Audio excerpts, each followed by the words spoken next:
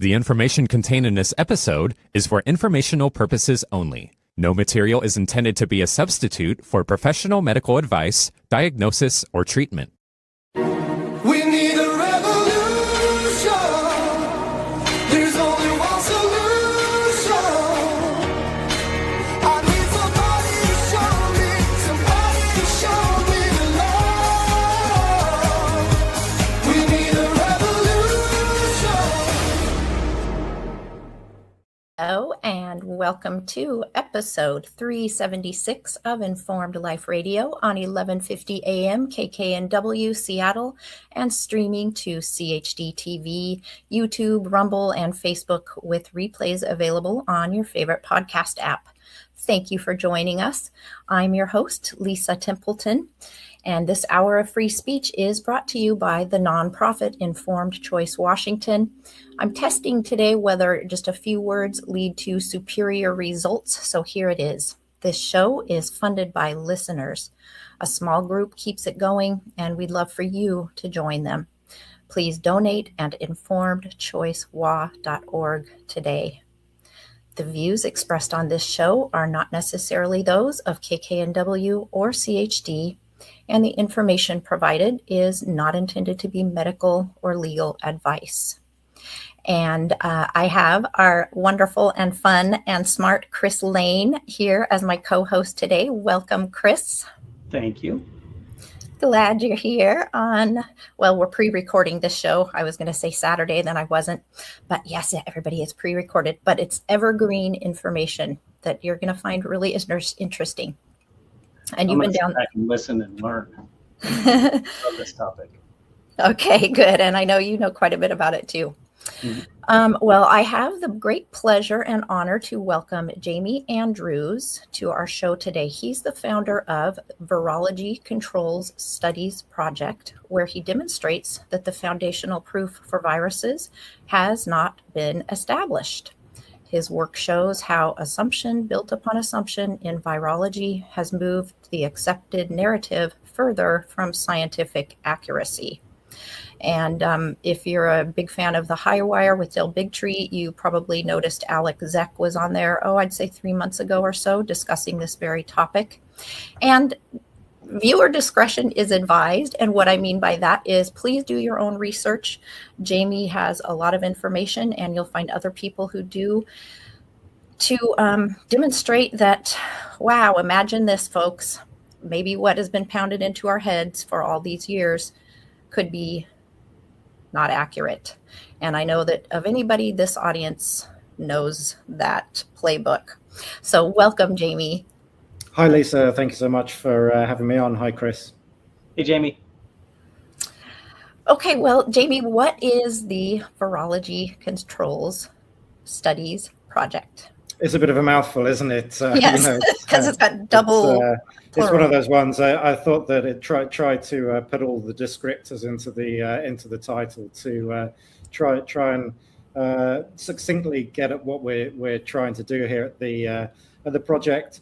It's mostly about making sure that the machinations, politics, and everything, the madness that went on during 2020 was legitimate. Was it really necessary for 3.5 billion people to be locked in their homes?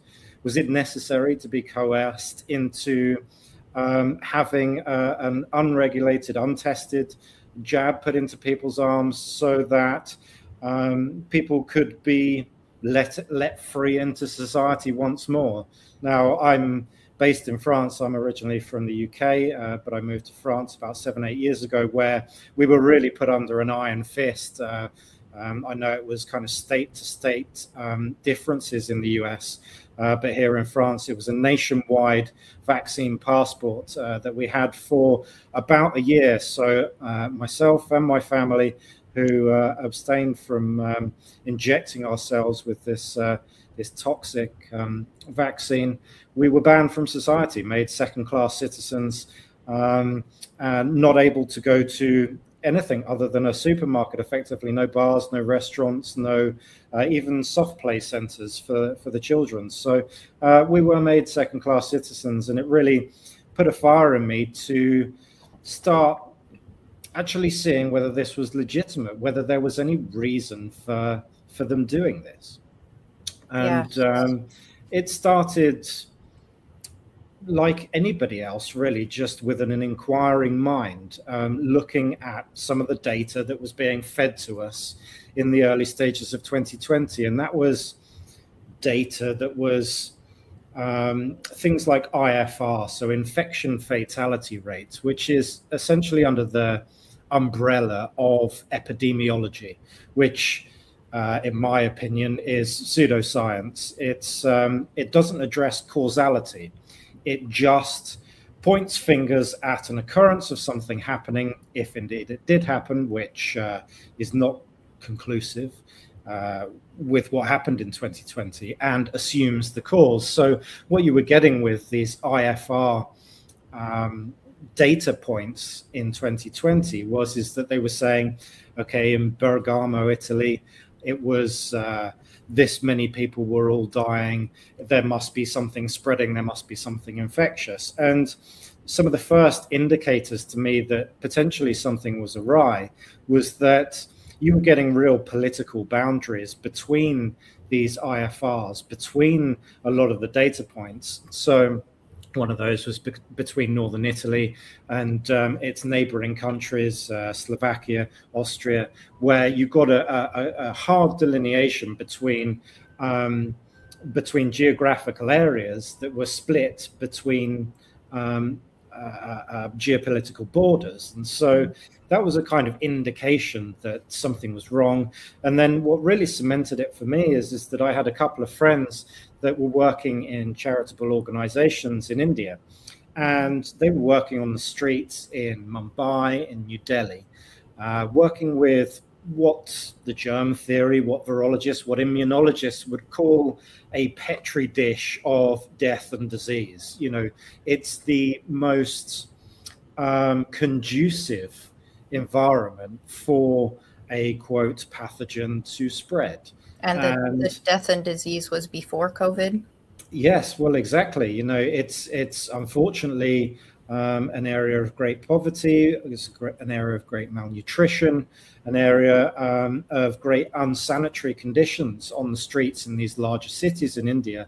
And my friends working in these charitable organizations were feeding me back information from February right the way through to about September. And even the official statistics, even the official Indian statistics that were put up on ONS, Our World in Data, were that supposedly this deadly pathogen, which had reached India because there were a few people that had been noted to die from it, there were maybe a handful in each of these cities in the first 6 months that were saying that were dying. And my friends that were feeding back information said, you know, there's, as you pointed out, Lisa, that there's always been, you know, illness, disease, especially as rife in these unsanitary conditions. But both of my friends said there's nothing untoward that we can see that's happening. And so it was a real head scratcher for me that what the news was telling us is that there was this transmissible disease that was passing from person to person, that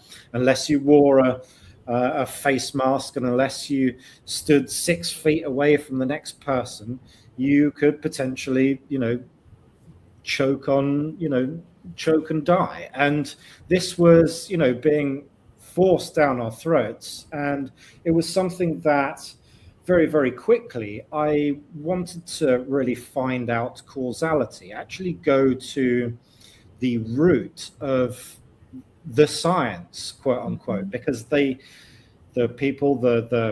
figureheads of, you know, the CDC and the NIH and all around the world were saying that, you know, trust the science trademark. It was this slogan that was being forced down our throats. And really the foundational science within the IFR, within all of the data that we were being fed, was actually being ignored. So they would say, okay, this person has died of this pathogen, this person next to them has died of this pathogen, ergo they must have passed from person to person.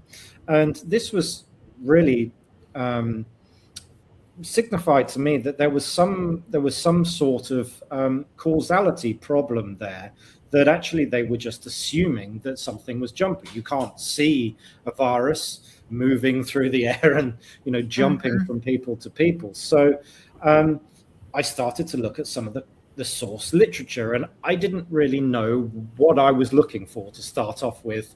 I had some sort of background in science as an undergrad, but that was 20 years ago as a geologist in Durham University in the UK, and I hadn't done anything scientific since, but that did give me a little bit of a grounding into just how to assess some of the science, where to look for it, basic stuff, peer-reviewed, published literature, searching through Google Scholar and Nature and some of the biological publications. And eventually I did hone down what I was looking for, which was a controlled human infection model.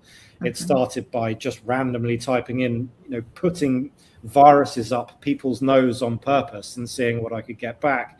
And lo and behold, I did start to find a few of these papers, a few of them back from, there was a notable one in 1919 and 1918, more than 100 years ago in the Spanish flu. And they were saying then that really a lot of these, what would you call them? A lot of the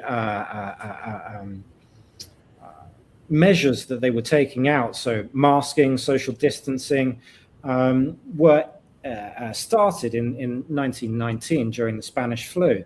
There are some pictures of people wearing masks on transport, and pictures of young children saying, please don't kiss me. There's a spreading disease, and some of the things that we saw rearing its ugly head in 2020. So it really did have a visceral impact on me when I found some of these papers that were testing the Spanish flu, which historians come back and say that some of the amazing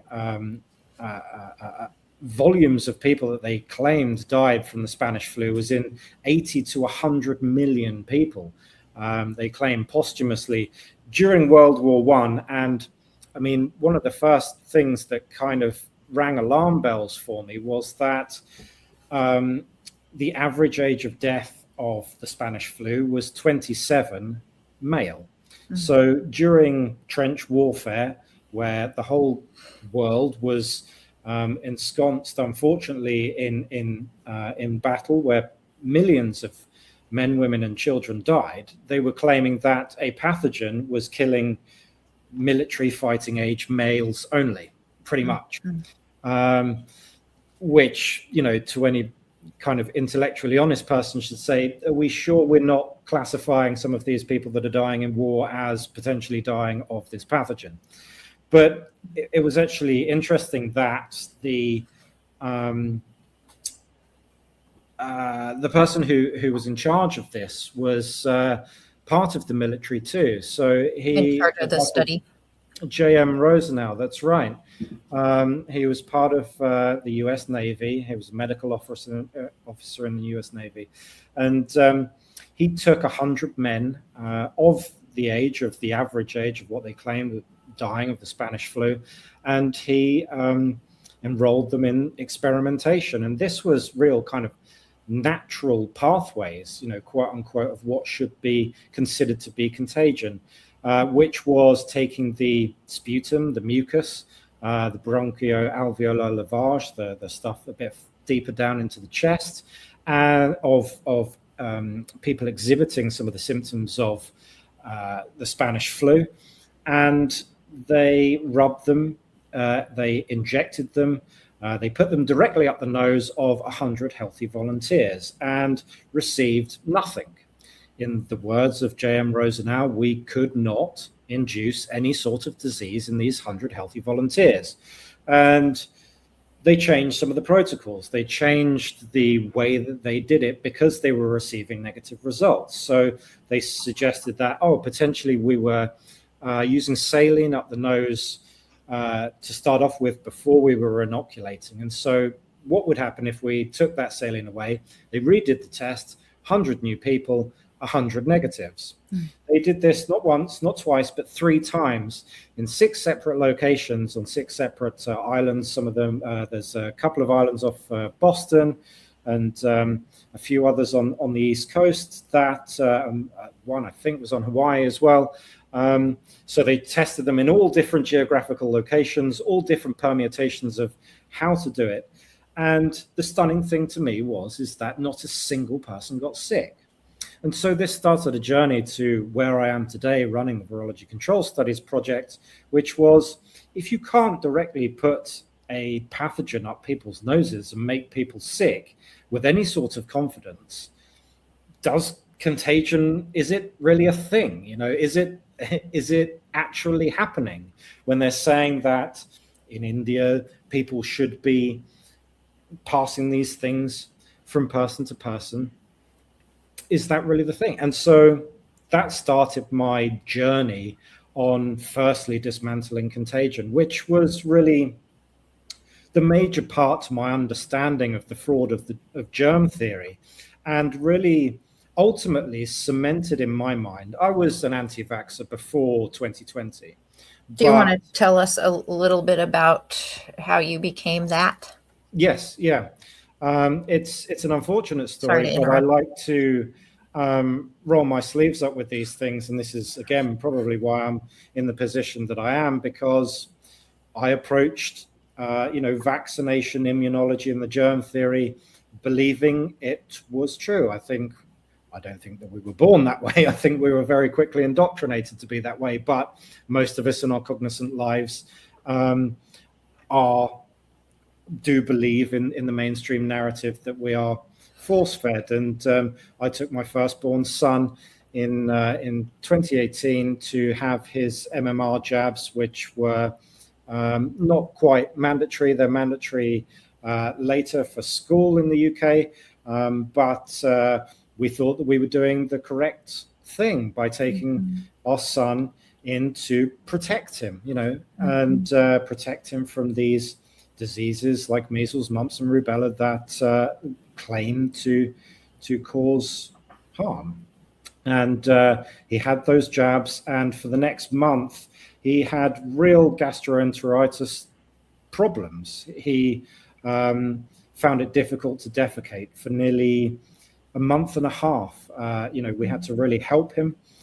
He went from being, as noted by the general practitioner who gave him the injections, as being a happy, engaged baby. She even noted, she said, "I'm really sorry to do this to him. He's a very smiley, happy baby." And he went from holding eye contact, being very engaged, to only being in his mother's arms, not liking any sort of outside interaction, nobody else coming into the room. He would panic and climb shy away from any other people coming into the room, and have severe tummy problems.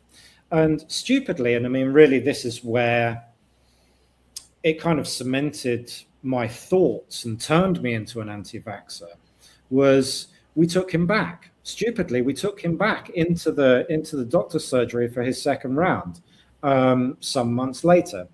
And my wife had preempted the pain, preempted some of these problems that we had rationalized out somehow.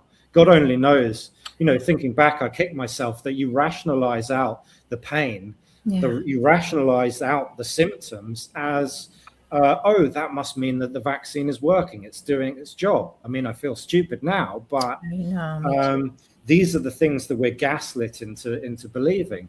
And my wife had preempted and given him Tylenol beforehand, paracetamol. And the nurse, just before she administered the vaccine, said, "Oh, you haven't given him any paracetamol, have you?" And my wife, being honest, said, "Yes, unfortunately, he was very, very ill. He had serious stomach problems. I think that it was some sort of injury caused by the vaccine." And clearly we had not turned on a dime, because we had brought him back into the doctor's surgery.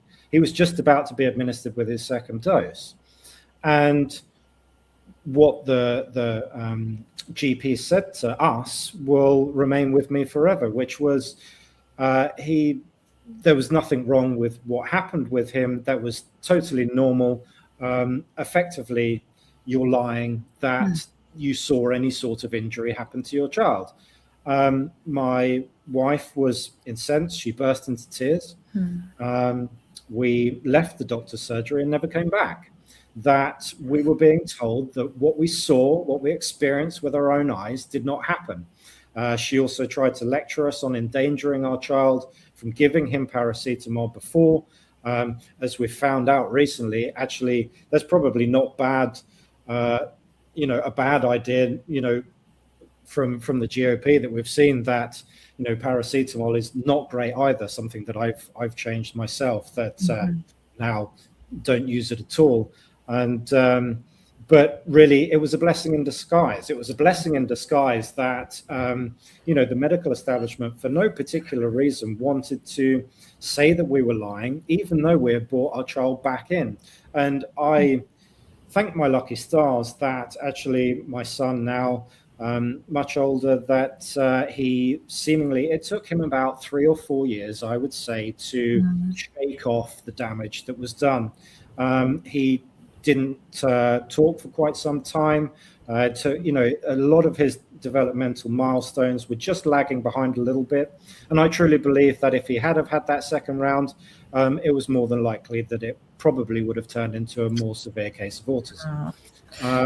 So I thank my lucky stars that I experienced it with my own self. I take responsibility for my child's health and the diminished health from that first jab, but touch wood, he seems to have shaken it completely by now. So I went into 2020 being an anti-vaxxer, and no matter what would happen, even though I still believed in germ theory and that there could be a virus, I immediately knew that there was no need to take I immediately knew that I was not going to take a vaccine. But really, my search into contagion turned from, okay, I don't want to take a vaccine because I've seen the harms, but it changed a little bit more into, I don't want to take a vaccine because it's not necessary. Because if you can't show that a virus jumps from person to person, why would you need to inject yourself to protect, from something that potentially didn't exist? Yeah. I mean, at that very point, I was fairly convinced, because I had seen, to start off with, the Spanish flu contagion studies, and it went on to be an 18-month journey of looking over the past 200 years of contagion studies, controlled human infection models, and finding it wasn't just the Spanish flu, it was every single communicable pathogen that I could find, that I could put my hands on, even the scary ones, the HIVs, even some of the anecdotes of the smallpox and plague and things like that were kind of in historical documents. And it was funny to me that actually I started to find a lot of dissidents, a lot of notable accredited scientists that were challenging the germ theory right the way back into the 1800s, even the 1700s, that there were notable doctors that were challenging the idea that you could spread these pathogens that, as we've seen in 2020, usually get harassed and their history is kind of paved over, and it's much harder to hear about the alternative theory to what might be going on with your health. Well, let me interrupt for a minute. And first of all, thank you for sharing the story of your son. And I'm sorry, and I understand based on personal experience and finding out later. But I am grateful that you were able to stop going down that road. And interesting that they would say, on the one hand, that's a normal reaction, and on the other hand, you're lying. Yes, that's frustrating. And I like, in the past, you've called it an invisible goblin that's jumping from person to person. since this isn't an open-ended show, I wish we had more time, but can you so you talked about the Spanish flu study, and then you've also, and the Rosenau study, one and the same, and you've touched on some other studies that were not able to prove contagion. Can you describe how some people might say, but wait, they've cultured these, they see them on the slide, so you can't really tell me they don't exist because they've been seen. Yeah, What do you that's say? it. I mean, this is one of the things that kind of led me to where I am today with the Virology Control Studies project. That okay, so I was sure in myself that contagion wasn't really a thing. It started to kind of open my eyes, and I from that point on, I really, again, tried my own kind of visceral things. If my children got sick, if my wife got sick, if I got sick, I would really actually note with open eyes the pattern, the spread of disease, because they always say that, there's a certain spread, and you can see it within a household where one person will be sick and then another person will be sick. And you can imagine, if you are told that it's spreading from person to person. You can't see it though. Yeah, this invisible goblin flying through the air, yeah, flying up somebody's nose, despite the fact that they have tried this and put it directly up people's noses and they were fine. But people do experience that. Incidentally, get sick a week later, right? Yes, that's what got me. Right. Yeah, that's it. And there's always this time frame. There's always this time frame and a lag between them. But I started to look at interpersonal things with being a parent of young kids, that it was never a time when both parents were sick. It's one of those epidemiological interests that seemingly a deadly pathogen, tiny little thing, can wait. It waits for one parent to get better before the next parent gets sick. It's marvelous that way, that it's this indiscriminate kind of piece of genetic code flying around the air that that waits. It's very polite. It waits in line for one parent to get better, to be able to take care of the small children before the next one comes down. Also, the other thing that I started to really note is that I have quite a few friends that are teachers, and they all say the same thing, which is they will go through a whole term time very stressed, working, homework, dealing with the stress in the classroom, and they will get to holidays, and in the first week of holidays they will all be sick all at the same time. It's almost like there's a stress, but actually when that stress is relieved, that's when your body signifies that it's time to be sick. Again, almost as if it's like a polite pathogen waiting for you to not have school duties or responsibilities to do until it manifests itself. And this was really the part to me that became interesting, is that I saw that the contagion wasn't there, but really the actual notion of viral existence. And this is where I got involved in the laboratory side of it, the actual techniques and protocols and methods that happened to, quote unquote, make a purified virus, because there was this real delineation within the controlled human infection models around 1954, which was a guy called John Enders, who claimed to isolate the measles virus. And he did so using a technique that became the gold standard of viral isolation, which was called the cell culture isolation. Never mind that in his very own paper, he had an uninoculated, i.e. a dish with no sample or no possibility of a virus being in there. And the notes or the demarcation of a viral presence, which is that the cell line that he put in, which was a cell line from a monkey's kidney, broke down no matter whether there was a sample or not a sample. He kind of brushed that aside. Right, that was dismissed. Yes, yeah, that's it. No.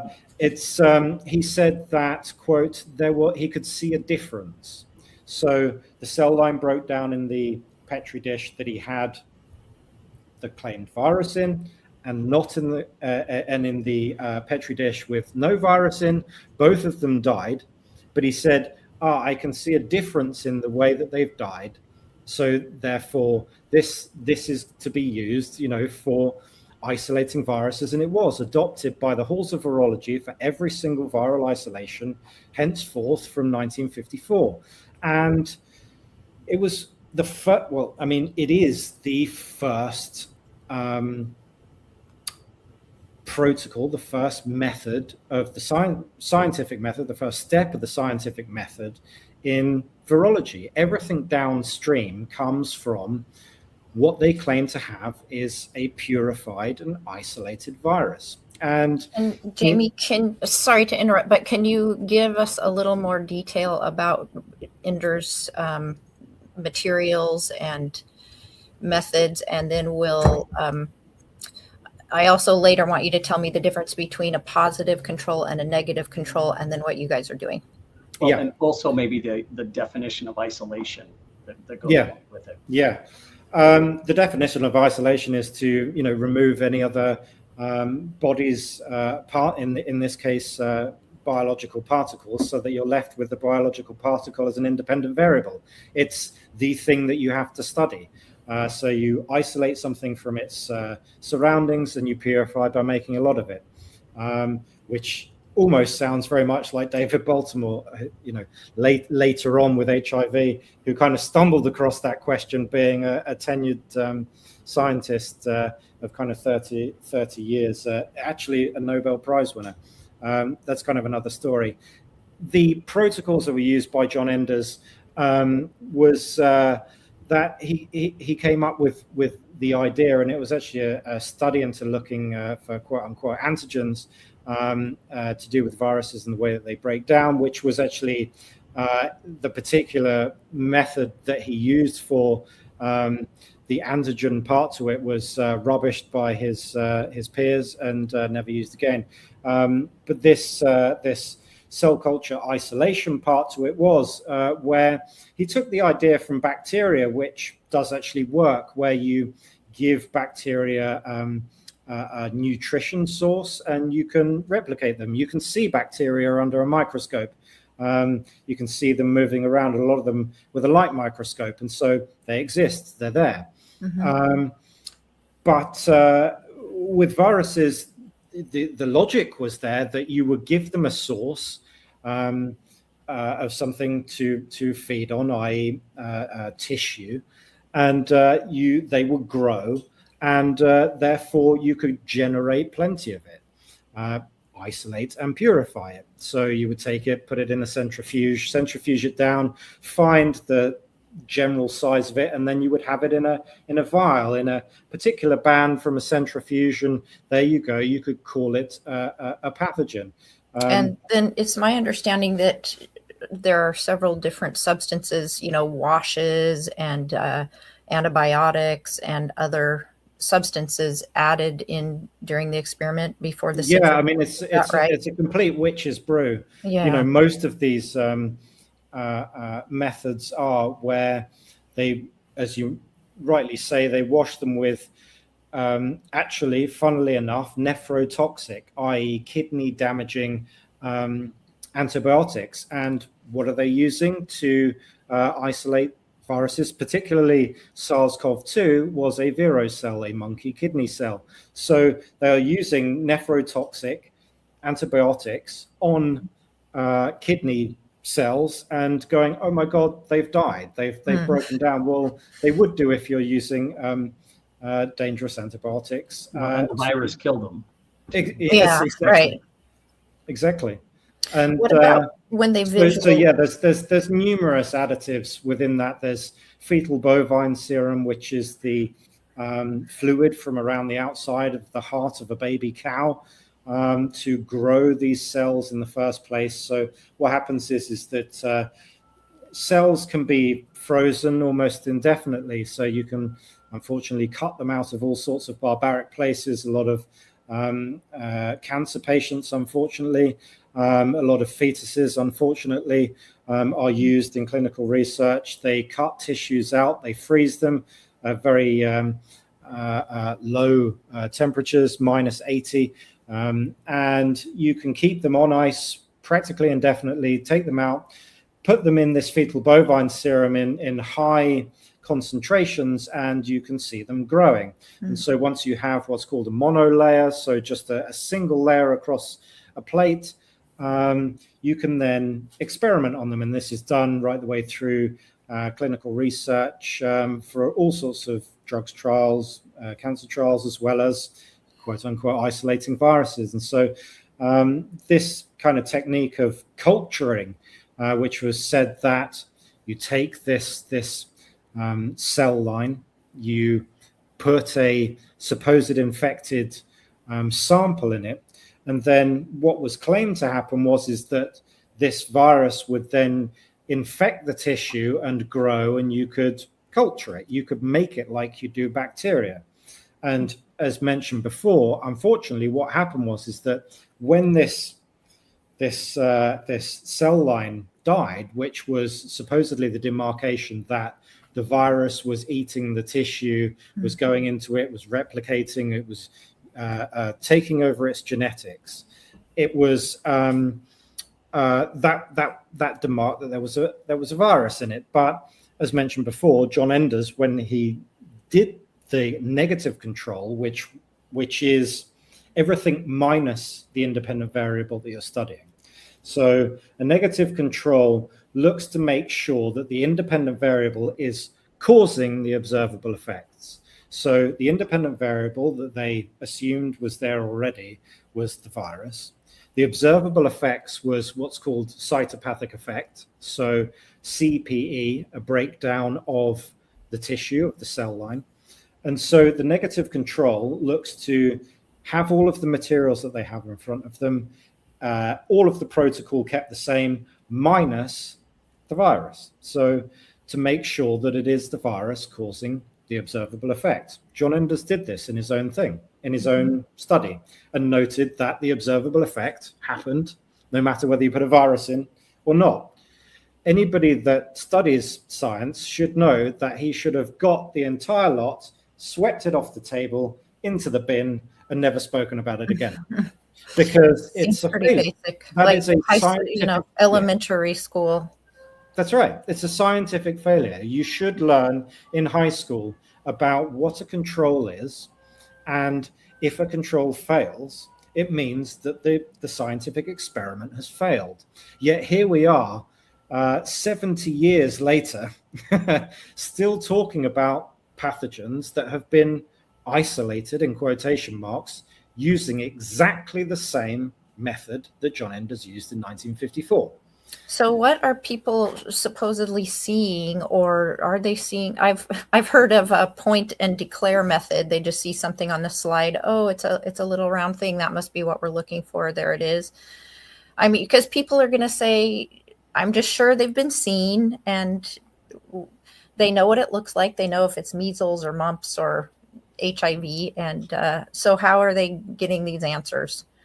Yeah, I mean, it's in terms of the virological protocol, in terms of the method from start to finish, really there's only a brief window of any time where there is direct evidence of a virus or claimed direct evidence. The rest of it is all inference. So from the cell culture, you know that you have to infer that a virus has broken down the cell line. You can't actually see it happening. And at the other end, you have PCR testing, you have antigen testing, and you have genetic sequencing. Well, all of those practices, they readily admit that you can't see a PCR reaction happening. They say that it's too small. You can't see antigens or antibodies connecting to each other. They're too small. You can't see these things in video. So you have to infer that they're happening from a lot of the tests. So actually for me, in terms of the question of viral existence, this the microscopy part to it was really the part that is very visceral. It's the only part that has direct evidence where they zoom in, they zoom into a cell line that they have taken from a cell culture that they've seen this cytopathic effect break down.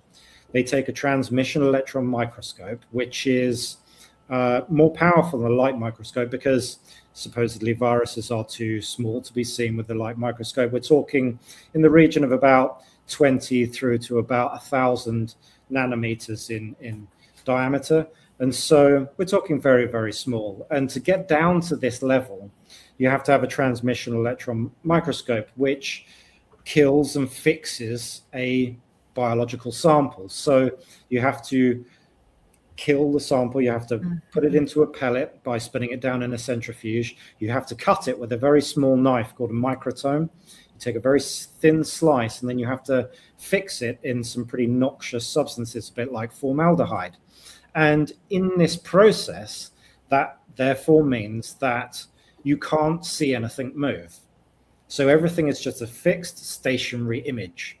And so when you hear virologists, when you hear people making the claim that viruses are intracellular parasites that can move in and hijack and yada, yada, yada, it's actually impossible, given our current technology, to see that because it's all fixed. It's all in stationary. And so they can only infer they will point at a particle on the outside of a cell and say, that's moving into the cell, or that's moving out of the cell. Well, again, that's a massive assumption and conjecture.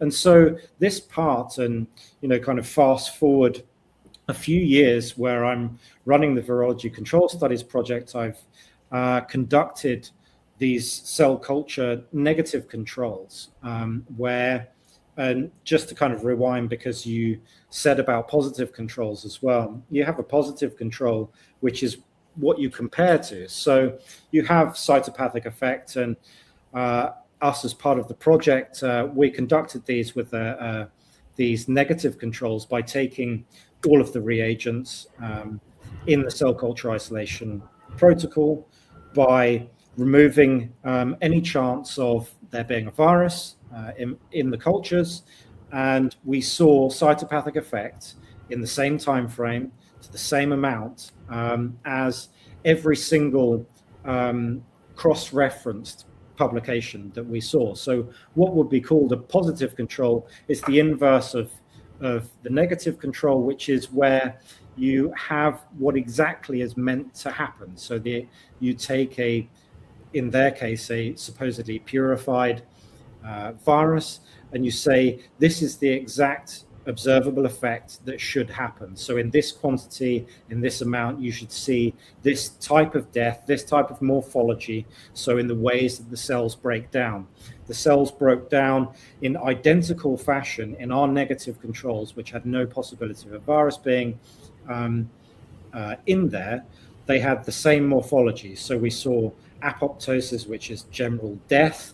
We saw cytoplasmic inclusion, we saw rounding, we saw floating, we saw cincture, and a couple of others that I can't remember off the top of my head. But we saw all of these morphologies within the larger frame of the cell.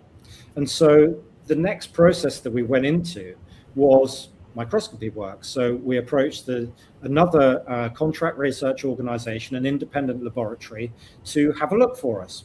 We sent it away, and we had a 2-hour open scope session where myself and Albert Matthews, who we conducted the experiments together, we were allowed to point and go in and see and have a look at the cell lines that we had experimented on with in the cell culture.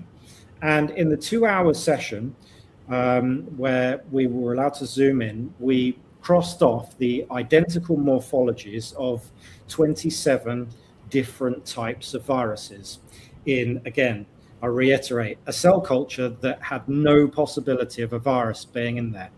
We saw things that looked identical to Ebola. We saw things that looked identical to smallpox, SARS-CoV-2, measles, 27 different types of virus morphology were in there. So And- can I just reiterate and make sure I'm keeping up? So a negative control is something that has everything without the independent variable, and then the positive control is just the opposite. It has everything with the independent variable. Yeah, it's meant to be exactly the independent variable that has all of the demarcations of the observable effect. Okay. And then in your virology controls study project, you are running these tests yourself using a negative control and positive control. And in one of your studies, you sourced 27 viruses. I'm using air quotes. Those are extracellular vesicles, right?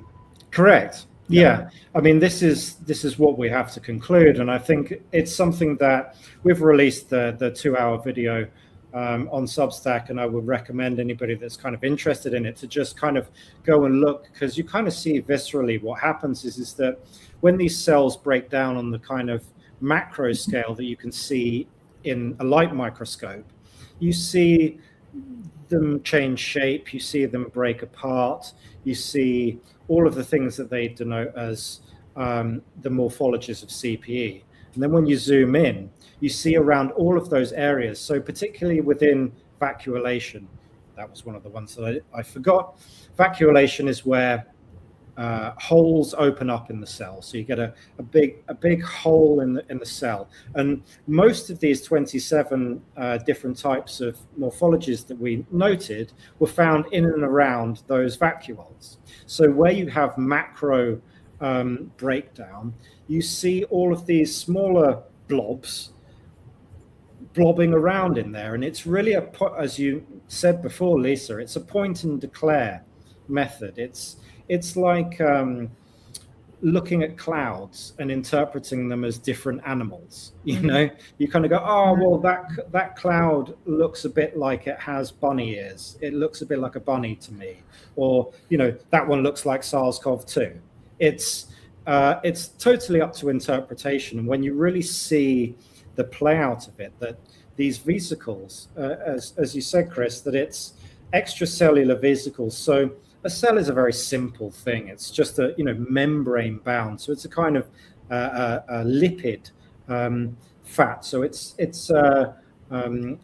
hygroscopic and hydrophobic. So when it comes into the liquid around the cell, it's a bit. I describe it like a lava lamp. When you see a lava lamp, it blobs off and it comes out and it immediately forms into some sort of spherical or some sort of, I mean, obviously you have upward motion in the lava lamp, but you get the idea of kind of blobbing off, or kind of, if you ever see an oil slick on top of water, that would be another one where you get very small rounded bits that kind of blob off into a pattern. And that's all that's happening. Viruses are just mislabeled filled cellular debris. It is the cell and all of its components that have just blobbed off into a little sac outside. You have empty ones as well. So like you say, an extracellular vesicle. And then the filled ones are just erroneously labeled as viruses or exosomes or endosomes or lysosomes or yada, yada, yada. So that to me was the visceral kind of end of virology. That to me, that was a kind of stake in the direct evidence. For me, if you're claiming that you have a physical particle that you are labeling as a virus, and it turns out to be just simple cellular debris, it's like saying you've labeled a horse all of this time a unicorn. And when you show that the unicorn was actually a horse all this time, it turns out that unicorns don't exist. You know, the actual physical entity that they have claimed is actually mislabeled. And so there are halls of thought that you can't say, or you can't prove a negative, you can't say that something doesn't exist. But I think within these finite parameters, and to me, when you have the finite parameters of it happening within a Petri dish. So you can't go anywhere else. There isn't anywhere else outside of the parameters that they have defined. I say the viruses don't exist. They say for them to prove that it does exist. that's right. I mean, in terms of the burden of proof, it is totally on them. But they say, and this will kind of segue into our next part to it, that, okay, well, they PCR test it. Mm-hmm. They say, okay, within this dish, we PCR, and we say, okay, well, that's just cellular debris. It actually wasn't, or this was, and it was a virus. And so this is really the point where I find myself at within the project is that we saw in 2020 that there was a claimed pandemic that was predicated on the PCR test. It was a test where they were testing people in roadside traffic accidents that have fallen off a ladder, died from cancer in old people's homes, or even, later on, ironically, from the jab. And they were saying, you've PCR tested positive, therefore you've died from COVID. And they assimilated or simulated the spread of this, what I call a non-existent pathogen, by use of PCR only. Hey, Jamie. Forgive me for interrupting. We have just about a minute left, and I don't know if that's long enough for you to say. How do you respond when people say, "Yeah, but so many people died, there were extra deaths," or? Yeah, I mean, those extra deaths. We're going to have you back. Yeah, those extra deaths are unfortunately very easily attributable to what happened in hospital protocols. When global medical protocols were installed to vent people, to put them on remdesivir. In the UK, it was midazolam, morphine. You are using high-grade barbiturates. You are using very invasive methods of putting people on intubation, which comes with its own known very damaging risks. Yeah. Remdesivir is extremely kidney toxic. Yeah. They were unfortunately taking people who had a PCR positive or who were simply scared. And unfortunately, it was a killing fields in these hospitals. It was a killing fields in these old people's homes. And so any of those initial, spikes that we saw were, in my opinion, purely down to medical malpractice in this, quote unquote emergency setting. Okay. Well, Jamie Andrews, people can find you at controlstudies.substack.com. There's a wealth of information you can learn about, and you can support his project. I'm a paid subscriber. And Chris Lane, thank you for joining us. And Jamie, we do need to have you back because there's so much more. I would encourage people to very deep topic. Yeah, grab Jamie's podcast. Fascinating stuff. So thank you, Jamie. Thank you, Chris. Thank you, Lisa. Thank you, Chris. Sorry to have such an abrupt end, but we are on a strict schedule. Ladies and gentlemen, I would like to thank you for taking your time today to join us, and hope you enjoyed this discussion. If it's a new topic to you, I bet your interest is piqued. I encourage you to research. I'd like to thank our excellent Nathan at the station for all he does to help us get up and running during these shows. And thank you, ladies and gentlemen, for tuning in to Informed Life Radio on 1150 AM, KKNW and CHD TV. This is your host, Lisa Templeton, signing off for the week. Here's to embracing your informed life. Bye, everybody. Bye. Informed Choice Washington is a nonprofit organization that advocates for healthy immunity, medical freedom, and fully informed medical consent. The right to make medical choices without coercion is fundamental to our civil liberties and a basic principle in all human rights declarations. To learn more, tune in each Friday from 4 to 5 p.m. to an Informed Life Radio and visit the website informedchoicewa.org. It's time to take a stand for medical freedom. Go to informedchoicewa.org today. Did you know that solutions containing iodine can inactivate viruses in the nose and throat in 15 seconds? And hydrogen peroxide can do it in under 30 seconds.